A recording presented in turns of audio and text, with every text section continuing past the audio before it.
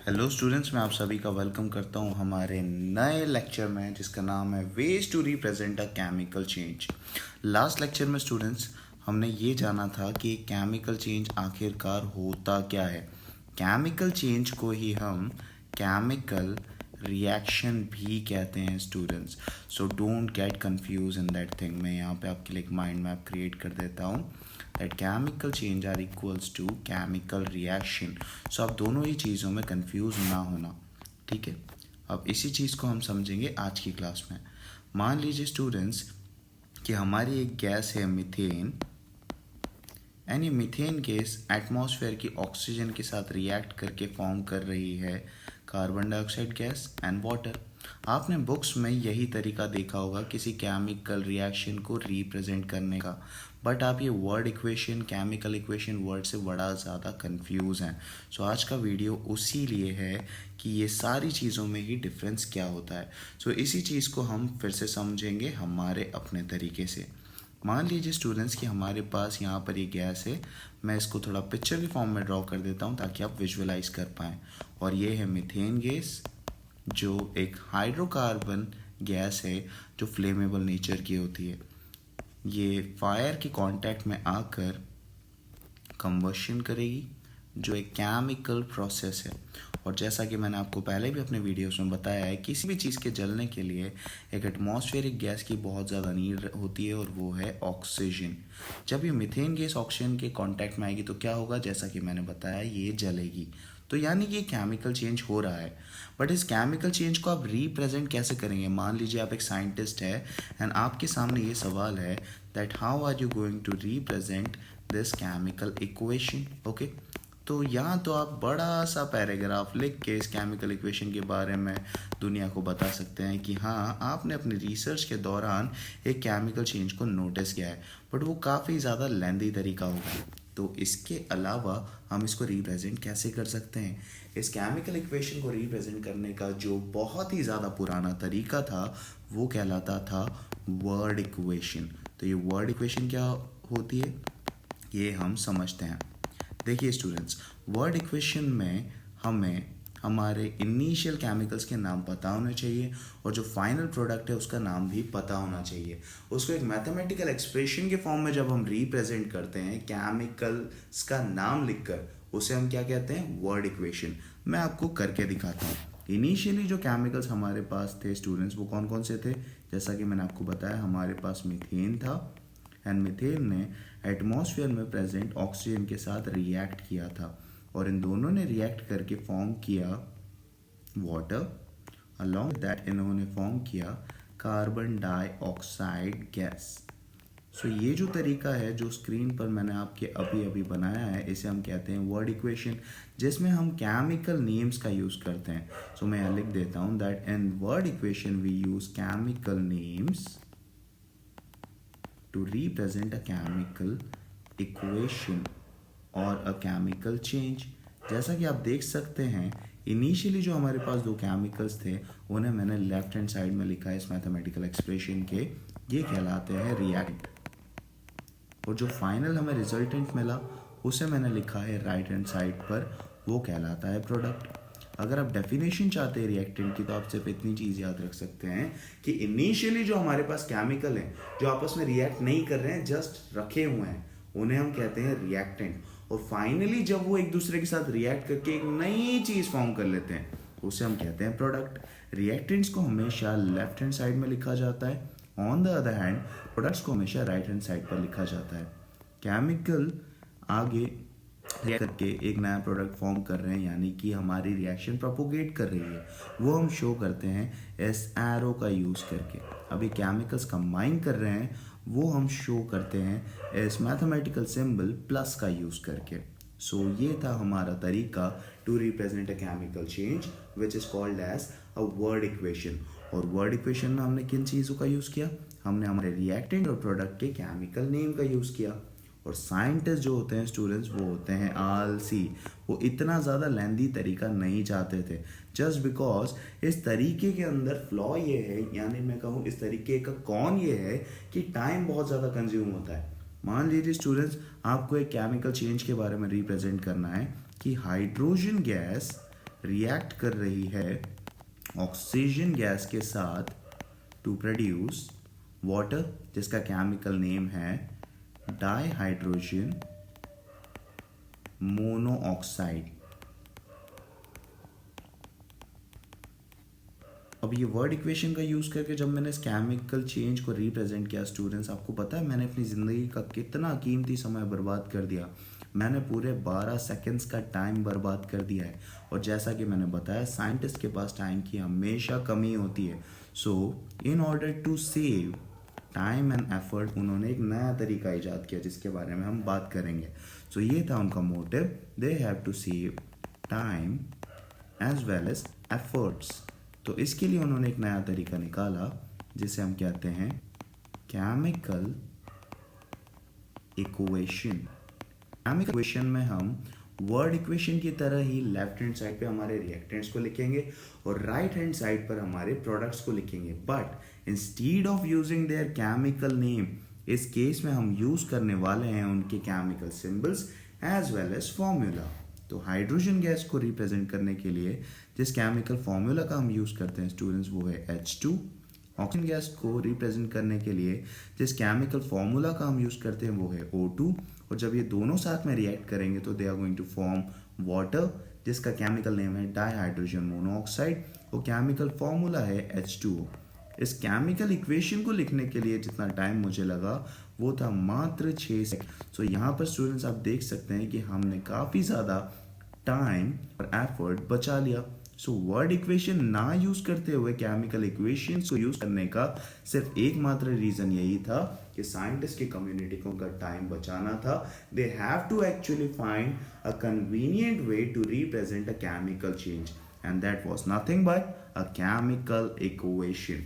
सो आपके स्क्रीन पर जो अभी चीज रिप्रेजेंटेड है वो कहलाती है एक chemical equation. Okay, most of the students के दिमाग में एक और चीज़ होती है कि सर ये केमिकल इक्वेशंस के साथ ये बैलेंस और इम्बैलेंस्ड वर्ड क्या होता है। सो स्टूडेंट्स, बैलेंसिंग और इम्बैलेंसिंग को समझने से पहले मैं आप सभी को एक लॉ ऑफ केमिकल कॉम्बिनेशन के बारे में याद दिलाना चाहता हूँ जो आपने पढ़ा होगा क्लास नंबर 9 में। और इस लॉ का नाम है लॉ ऑफ कंजर्वेशन ऑफ मास। ज़रा अपने दिमाग पर जोर डालिए और सोचिए कि ये लॉ आखिरकार था क्या। इस लॉ का एक स्टेटमेंट था जो ये कहता था mass in a chemical reaction is always conserved. In other words हम ये कहते थे स्टूडेंट्स कि mass of reactant is equals to the mass of product. अब जिन बच्चों को ये चीज़ समझ नहीं आई, मैं थोड़ा विजुअलाइजेशन की हेल्प से उन्हें समझाऊंगा।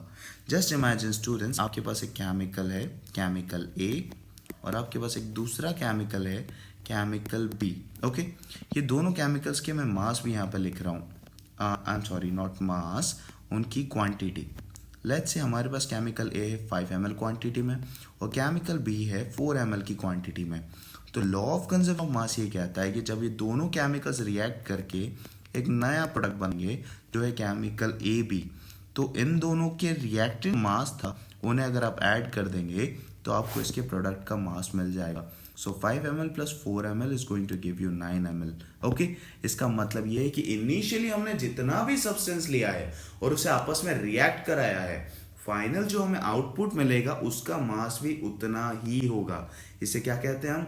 लॉ ऑफ कंजर्वेशन ऑफ मास। अब इसी चीज को हम बैलेंसिंग में यूज करेंगे। सो इस लॉ में मैं एक छोटा सा स्टेटमेंट और ऐड करना चाहूंगा आपकी हेल्प के लिए, that the number of atoms of reactant are always equals to the number of atoms of product। अब इस चीज को हम समझेंगे वापस से हमारे वही पुराने एग्जाम्पल से। हाइड्रोजन रिएक्ट कर रहा है ऑक्सीजन से टू प्रोड्यूस डाइहाइड्रोजन मोनोऑक्साइड जिसका जनरल नेम है वाटर। अगर स्टूडेंट्स आप रिएक्टेंट वाले साइड पर देखेंगे so number of hydrogen atom आपको मिलेंगे 2, नंबर ऑफ ऑक्सीजन आइटम आपको मिलेंगे 2। अगर आप प्रोडक्ट साइड पे देखेंगे तो आपको नंबर ऑफ हाइड्रोजन आइटम मिलेंगे 2 और नंबर ऑफ ऑक्सीजन आइटम मिलेंगे 2। यानी कि इनिशियली 2 हाइड्रोजन आइटम थे और फाइनली भी वो 2 ही थे। But initially number of oxygen atom 2 थे और फाइनली हमें वो कितने मिल रहे हैं 1. It means that there is unequality over here. Okay, so ऐसे इक्वेशन जो law of conservation of mass को फॉलो नहीं करते हैं उन्हें हम क्या कहते हैं? उन्हें हम कहते हैं unbalanced chemical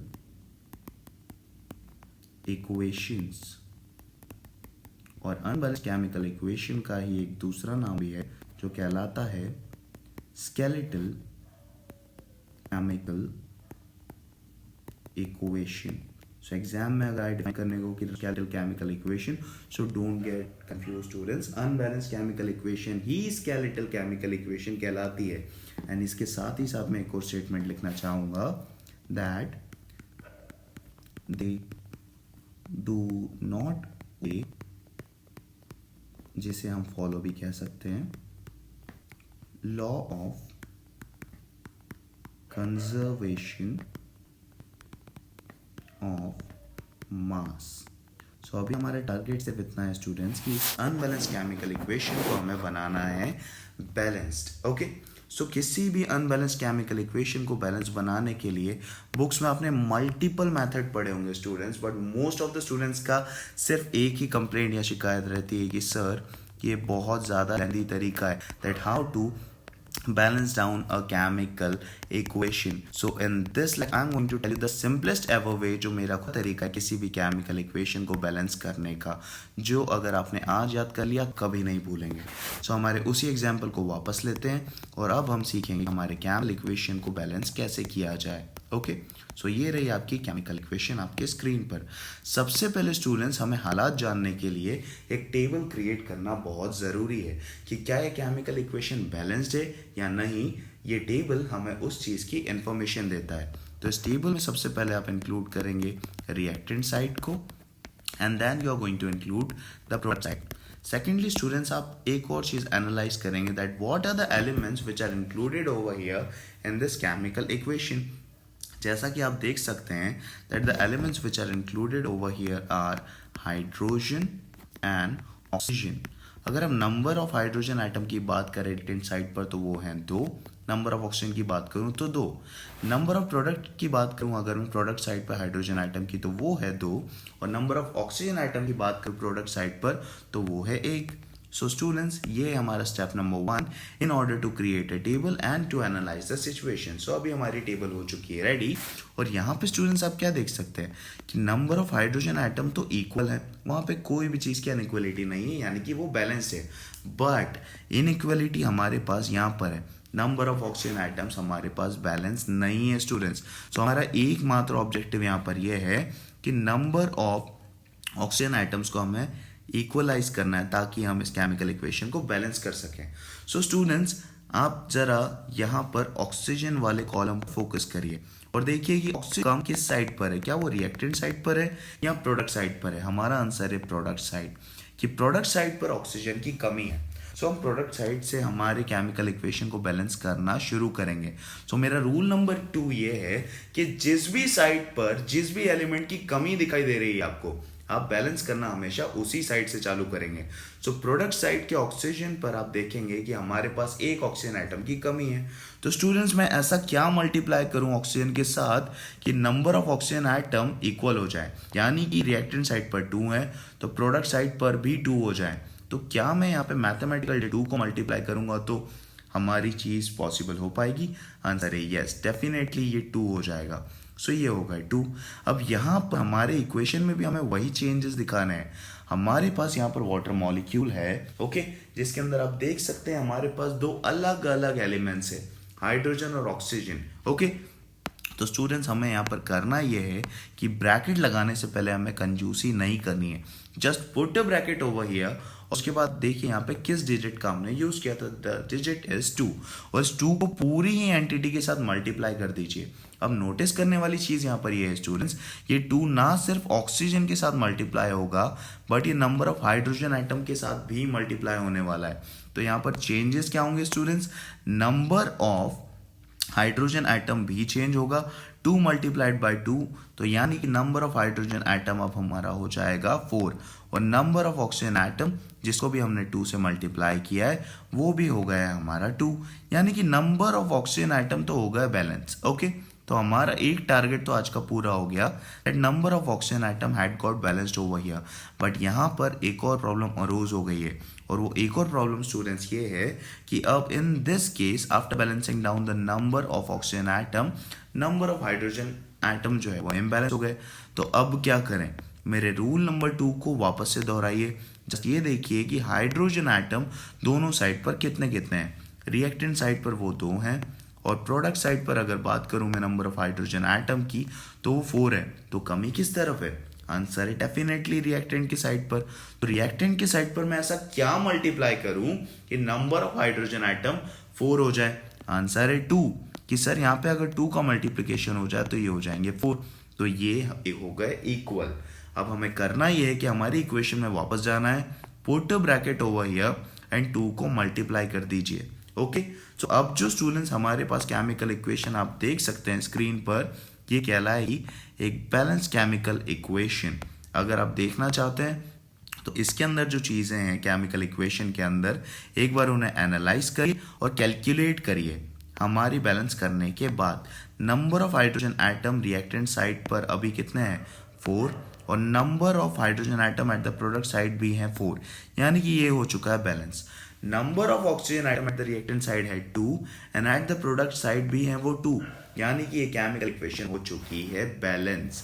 so such a chemical equation which obey the law of conservation of mass are said to be called as a balanced chemical equation. And secondly students, मैं आपको एक और एडवाइस देना चाहूँगा कि इस चीज़ को बहुत अच्छे से सीखने के लिए आपके एनसीईआरटी में दिए गए जितने भी क्वेश्चन हैं for balancing down the chemical equation, उन सभी को एक आप अच्छे से सॉल्व कर लीजिए। इन केस अगर आपको कोई भी डिफिकल्टी आती है तो यूट्यूब के प्लेटफॉर्म पे मेरे इसी वीडियो के नीचे जो कमेंट सेक्शन है वहाँ पर जाके कमेंट्स में आप सिर्फ अपना क्वेश्चन नंबर और एनसीईआरटी का पेज नंबर कर दीजिए। इस क्वेश्चन का answer along with the video solution मैं आपके लिए प्रेजेंट कर दूंगा हमारे नेक्स्ट वीडियो में, जिसमें हम कुछ क्वेश्चन की प्रैक्टिस कर लेंगे in order to balance down the chemical equation, ताकि इस टॉपिक को हम अच्छे से कर सकें। सो इसी के साथ स्टूडेंट्स मैं विदा चाहता हूँ आज के लेक्चर में, and I wanted to thank you all of you for joining down this video. Okay, and secondly students, इस वीडियो लेक्चर को प्लीज़ आप अपने दोस्तों के साथ शेयर कर सकते हैं।